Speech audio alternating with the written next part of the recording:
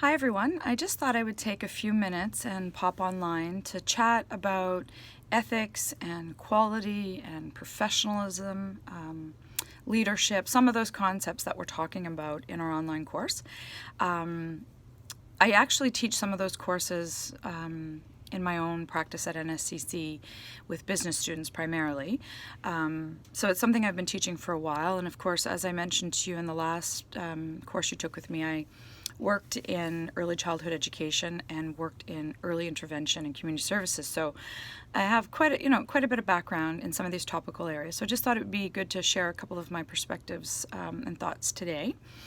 Let's start with ethics. So a lot of times when I introduce the concept of ethics, my students will struggle with, like, what does it mean? How do you define it? And whose ethics count? Sort of, what ethical decisions that we make whose are right?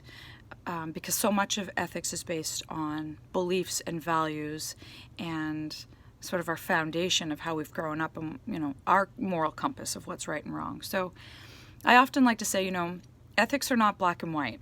Ethics are shades of gray, many, many shades of gray.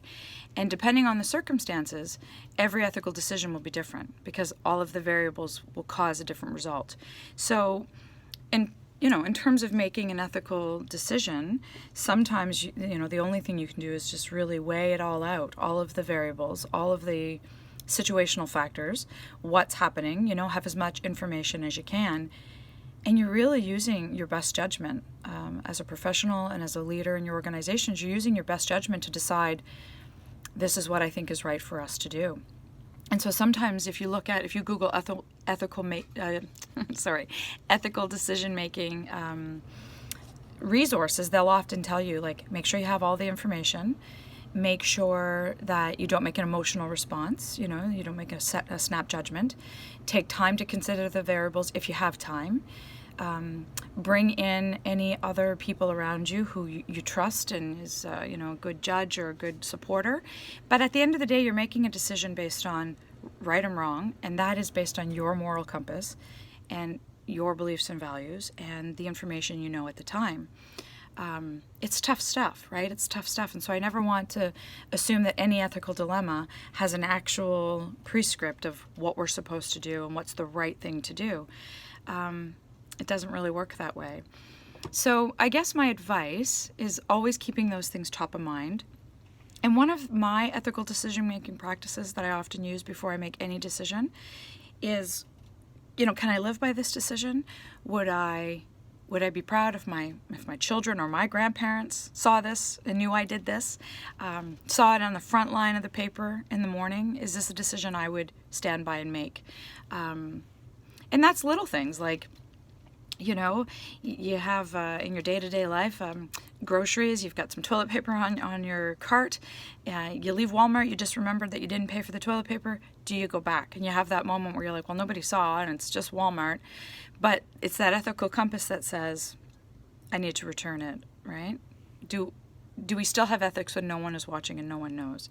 And maybe that's a bad example. Maybe some people will be like, no, it's Walmart and I'm taking it. But for me, and it's, I guess, what I try to teach my children and my students, is that ethics is non-negotiable. Ethics is what we do all the time. Ethics is sort of a deep-seated moral compass that says, this is what I should do, this isn't what I should do.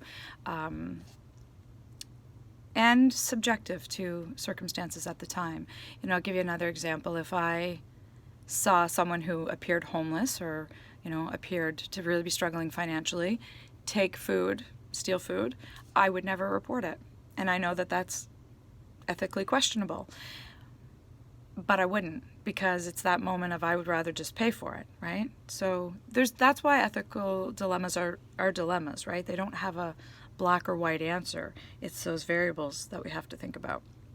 There used to be a really good show on TV, I forget the station, but it was What Would You Do? And it was all these social experiments kind of testing what would people do. And really it's a test of what ethical guide do you have? What ethical judgment do you have?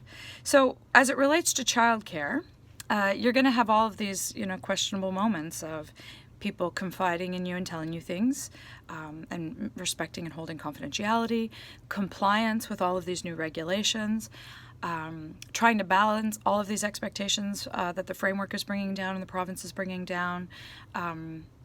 And, as much as that's hard with your time and your energy and everything else you have on, professionalism and compliance and ethical practice, professional practice, is always kind of about doing the right thing, doing the most current thing, owning our actions, self-reflecting, interacting positively with peers, building relationships, adhering to regulations and law, because that is the ethical code that we abide by, that we will do those things so that we always offer the best of our practices to the clients and children we serve. When those dilemmas occur and you observe something that you don't know what to do with, you're questioning whether you should report it, you might encounter something where somebody did steal, or there could be a multiplicity of things that you'll encounter, but at the end of the day I always come back to that same judgment. What do I know about the situation, kind of pros and cons? What does my gut say? What does my best non-emotional, non-reactive self say? If I'm about to make a decision, is it one that I can live by and feel good about and be proud to even tell people that was my decision that I'll stand by? And when all else fails, I consult with people I trust for good guidance and direction and support. And you know what? We still don't get it right every time. And then we have to forgive ourselves for making a mistake, kind of self-reflect on that. Coulda, shoulda, woulda done. What I might do differently in the future. That's learning. That's professionalism. Professionalism isn't about practice or perfection. It's about practice and progress. So that's all for today. We are wrapping up the course. You have the last assignment and last discussion. The last assignment is about quality and why quality matters in the programming that we do for improving our licensed facilities.